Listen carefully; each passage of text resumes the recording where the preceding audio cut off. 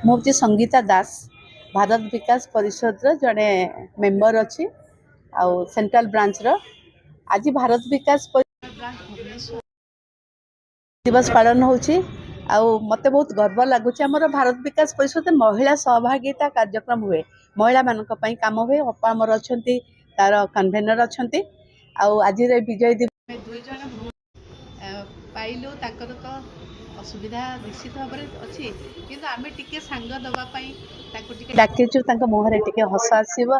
ଆଉ ସେ ବହୁତ ଷ୍ଟ୍ରଗଲ୍ କରିଛନ୍ତି, କିନ୍ତୁ ଆମେ ଟିକେ ତାଙ୍କ ସାଙ୍ଗ ଦେବା ପାଇଁ ଡାକିଛୁ। ଆଜି ଆମେ ତାଙ୍କୁ ଟିକେ ସମ୍ମାନିତ କରିଲୁ। ସମ୍ମାନଟା ବଡ଼ କଥା ନୁହଁ, ସାଙ୍ଗ ହେଲୁ ଭାରତ ବିକାଶ ପରିଷଦ ସହିତ। ଆପଣମାନେ ଆମ ପରିବାର ସହିତ ଯୋଡ଼ି ହେଲେ ଆଉ ମାନେ କାମ ତ ଅଛି ସବୁ, କେତେବେଳେ କ'ଣ ଘଟିବ ତାର ଠିକଣା ନାହିଁ, କିନ୍ତୁ ଆମେ ମିଳିମିଶିକି କାମ କରିବା। ସେମାନେ ଦୁଇ ଜଣ ଯାକ ଏଣ୍ଟରପ୍ରେନର ଅଛନ୍ତି, ସଫଳ ଜୀବନଯାପନ କରୁଛନ୍ତି। ମୁଁ ଭାବୁଛି ଆଶା କରୁଛି ସେମାନେ ଦୀପଦ ଆପଣଙ୍କୁ କହିଲେ ବେଶୀ ଭଲ ହେବ। ନମସ୍କାର, ମୋ ନାଁ ନିବେଦିତା ମଲ୍ଲିକ। ମୁଁ ଶହୀଦ ସଚ୍ଚିଦାନନ୍ଦ ମଲ୍ଲିକଙ୍କ ଧର୍ମପତ୍ନୀ। ମୋ ସ୍ୱାମୀ 99 କାର୍ଗିଲ ୱାର୍ରେ ଓଡ଼ିଶାର ପଞ୍ଚମ ଶହୀଦ। ଆଉ ଦୁଃଖ ତ ସମସ୍ତଙ୍କ ଜୀବନରେ ଆସିଲା। ମୁଁ କେବେ ଭାବିବି ନଥିଲି ଏମିତି ମୋ ଲାଇଫରେ ଆସିବ। ବହୁତ ୟଙ୍ଗ ଇଏରୁ ମୋ ହଜବେଣ୍ଡ ମୋତେ ଛାଡ଼ିକି ଚାଲିଗଲେ। ଆଉ ତାଙ୍କୁ 30 ବର୍ଷ ହେଇଥିଲା, ମୋତେ 27-28 ବର୍ଷ ହେଇଥିଲା। ସେବେଠୁ ମୋର ଗୋଟେ ପୁଅ 2 ବର୍ଷର ହେଇଥିଲା। ମୁଁ ତାକୁ ଆଜି ପର୍ଯ୍ୟନ୍ତ ବହୁତ ଷ୍ଟ୍ରଗଲ୍ କଲା ପରେ ମୁଁ ଆଜି ଏ ଜାଗାରେ ପହଞ୍ଚିଛି। ଆଉ ତାଙ୍କରି ପାଇଁ ଆଜି ଭାରତ ବିକାଶ ପରିଷଦର ମୋତେ ସମ୍ମାନିତ କରିଛନ୍ତି। ମୁଁ ଭାରତ ବିକାଶ ପରିଷଦର ସବୁ ସଭ୍ୟବୃନ୍ଦକୁ ଧନ୍ୟବାଦ ଦେଉଛି ଆଉ କୃତଜ୍ଞତା ଜଣାଉଛି। ମୋତେ ସେ ଡାକିକି ତାଙ୍କ ସହିତ ମୋତେ ସାମିଲ କରି ମୋତେ ସମ୍ମାନିତ କରିଥିବାରୁ। ମୁଁ air marshal Dilip Kumar Pattanaik, former air officer commanding in chief eastern air command. मोर रिटायरमेंट होगी 3 वर्ष है। एवं मु ओडिशा रे सेटल अच्छी।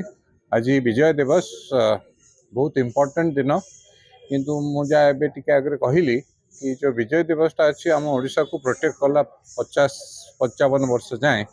किंतु गोटे जिनस एबे मन रखा हम, जियोपॉलिटिकल चेंजेस हो जाइए।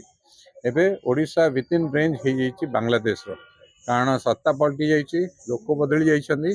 They are not as friendly as us. So आम समस्त ओडिशावासी को टिके केयरफुल हम।